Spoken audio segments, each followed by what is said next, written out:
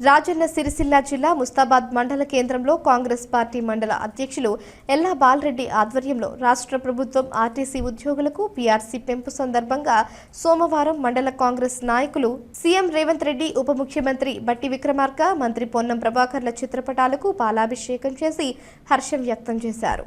గత ప్రభుత్వం ఆర్టీసీ కార్మికులను, కార్మిక సంఘాలను పూర్తిగా నిర్వీర్యం చేసిందని, కానీ కాంగ్రెస్ పార్టీ అధికారంలోకి వచ్చాక 3 నెలల్లో కార్మికులకు 21% ఫిట్మెంట్ పెంచడం శుభ పరిణామమని అన్నారు. ఈ కార్యక్రమంలో జెడ్పీటీసీ గుండం నర్సయ్య, పట్టణ అధ్యక్షులు గజ్జల రాజు, ఎంపీటీసీ గుండెల్లి శ్రీనివాస్ గౌడ్, జిల్లా ప్రధాన కార్యదర్శులు కొండం రాజిరెడ్డి, మిర్యాల్కర్ శ్రీనివాస్ తదితరులు ఉన్నారు.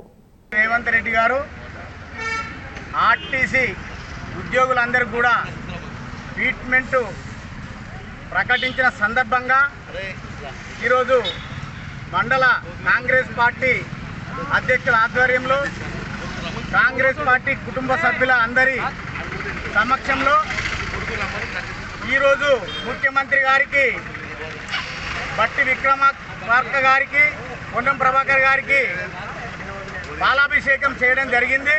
ఈరోజు ఆర్టీసీ కార్మికులకు ఏదైతే ట్రీట్మెంట్ పెంచారో దాని సందర్భంగా ముఖ్యమంత్రి గారికి పాలాభిషేకం చేయడం జరిగింది.